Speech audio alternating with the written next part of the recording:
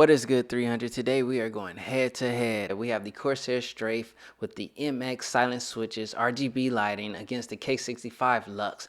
These are basically my top two choices, and I'm going to have to pick one by the end of this video. The K65 was not a contender until I realized I've been using this. That's right, this little itty bitty K811 Logitech board. So it's needless to say I'm not attached to a full-size keyboard. So next up, we're going to get into the RGB lighting. On the left we have the Strafe.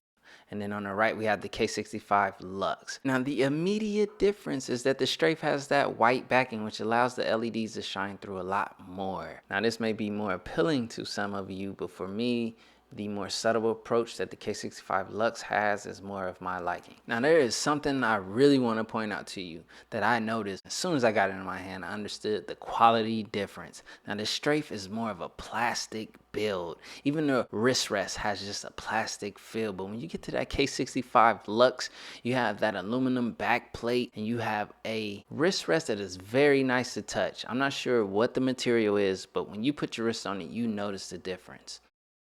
All right, now let's take a look at the Strafe. Please take note, there are no dedicated media buttons. Everything requires a function followed by the press of a F key. Now, at least on the K65, you get a volume up, volume down, as well as a mute button. All right, next up, we'll do a sound comparison.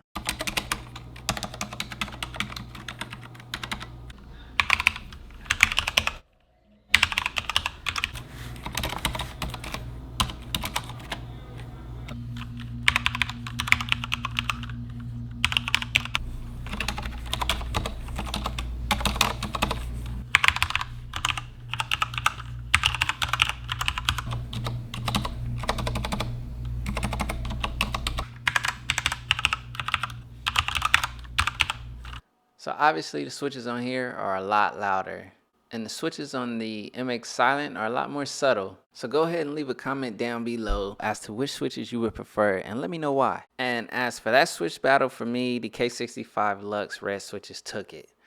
I thought the MX Silence would have catered more to me since I'm more on the productivity side of things, but honestly, I fell in love, so those are the ones that I like. Now, before I make a choice, there's another thing I want to touch on that was a weight in my decision, the RGB profiles. Now, I don't know why it is, but there are profiles that are literally on certain models and not on the other. I won't say which is which because I don't want to give up what my decision is, but let's just say that one model did have cooler profiles.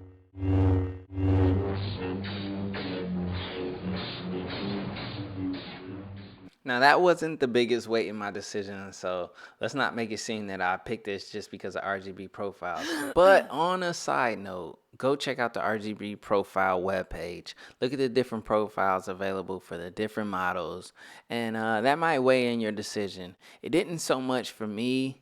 Well, to some degree it did. I kind of did pick one that had cool profiles. I'm just kidding, you guys.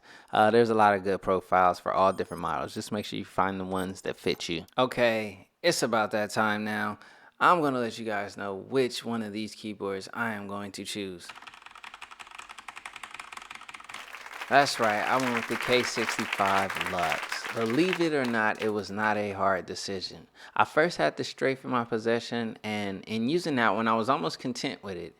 But the moment I purchased the K65 Lux and I actually unboxed it and started to use it, that was it. The moment I started using that K65 Lux, I knew right then and there that was the keyboard for me. And I recommend you do the same. Grab the top two keyboards in your list and run them head to head and see which one fares in your favor. All right, hit that subscribe button, hit that thumbs up button, hit that website button, hit that return button. I'm out.